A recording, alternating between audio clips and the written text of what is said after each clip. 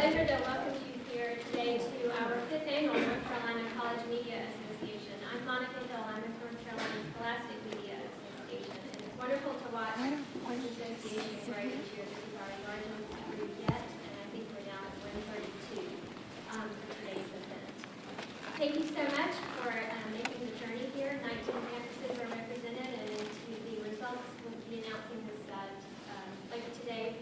Statewide College Media Contest, 46 staffs are represented in the Statewide College Media Contest. You know, when I first started covering this stuff, more than a couple decades ago, North Carolina had a reputation as a clean state. You know, politics was clean in North Carolina. Well, since then, we've had several people go to jail or plead guilty to felonies. We've had a former House Speaker, Jim Black from Mecklenburg County, who spent a few years in jail. Mike Easley, the former governor, has pleaded guilty to a felony, and now we've got people with Governor Perduza, her former campaign, who pleaded guilty to irregularity. So that's one thing that's changed. For the next candidate. So covering politics, I think, and particularly elections, it's really important to think about what's going to happen when the person who is this person's rival or is in the same situation. Is your coverage going to be the same? Is your play of the story going to be the same? If you put it on the front page today, are you going to put it on the front page next time? And you can, you will learn as you're doing your organizing and determining of your time and resources as to what you can do, where you can be, how many things you can cover, that you have to take that into account. And so our hope and desire is to encourage and inspire the rest of the country and the community by telling our story of this community and our efforts. Our marketing team will be moving around the state, maybe even South Carolina and Virginia at the same time, to identify those people and those stories that demonstrate these efforts and good works.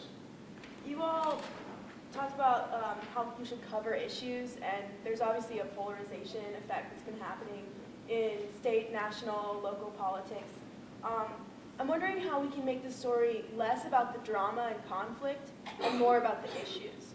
That's a really good point, and it's a very important point. And I really think that it is one of the most significant challenges for all media, whether it's national or local. I think it's even more difficult on a national level. It may be a little easier on a local level because you don't have the same amounts of advertising and large campaign war chests that affect what gets put out there that does create drama and attack ad. If faculty haven't gotten raises for 3 years, why do they need extra money?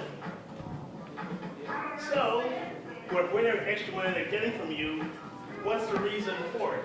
And so, is your media organization doing something called walking its talk? Whatever the university is about, week in, week out, day in and day out.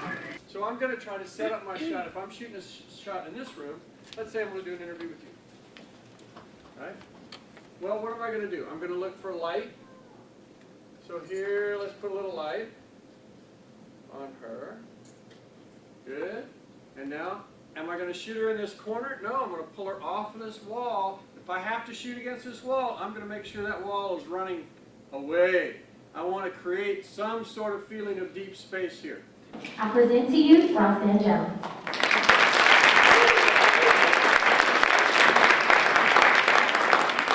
Thank you. I just want to set up the microphone here. I'm really happy to be here again. I spoke yesterday afternoon. I met all the students at NC State. So I'm happy to see other students from the area. And I understand this is the first time this university has hosted this conference, so I wanted to say wonderful job, wonderful food, wonderful people. I did go to one of the workshops, the ENG package workshop. I always say that journalists are one of the only professions where you have to know a little bit of everything. So you'll find out when you go into your careers, and you should already know now that you might have to cover a medical story.